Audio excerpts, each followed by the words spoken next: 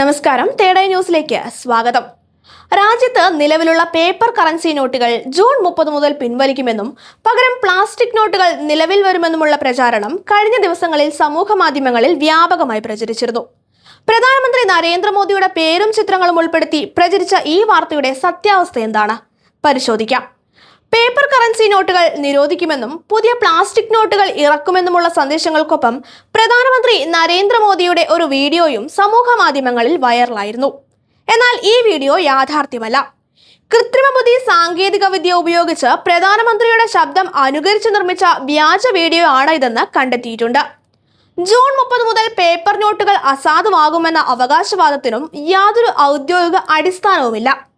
അതേസമയം പോളിമർ അഥവാ പ്ലാസ്റ്റിക് അധിഷ്ഠിത കറൻസി നോട്ടുകൾ സംബന്ധിച്ച പഠനങ്ങളും ആലോചനകളും റിസർവ് ബാങ്കിന്റെ പരിഗണനയിലുണ്ട് എന്ന് RBI ഗവർണർ സഞ്ജയ് മൽഹോത്ര വ്യക്തമാക്കിയിട്ടുണ്ട്. എന്നാൽ അതിപ്പോൾ പ്രാരംഭഘട്ടത്തിലാണ് എന്നും നിലവിലുള്ള പേപ്പർ നോട്ടുകൾ പിൻവലിക്കുന്നതുമായി ബന്ധപ്പെട്ട യാതൊരു തീരുമാനവും എടുത്തിട്ടില്ല എന്നും അദ്ദേഹം വിശദീകരിച്ചു. ഈ സാഹചര്യത്തിൽ പ്രചരിക്കുന്ന വാർത്തകൾ പൂർണ്ണമായും വ്യാജമാണെന്ന് കേന്ദ്ര സർക്കാരിന്റെ PBI ഫാക്ട് ചെക്ക് വിഭാഗവും സ്ഥിരീകരിച്ചിട്ടുണ്ട്.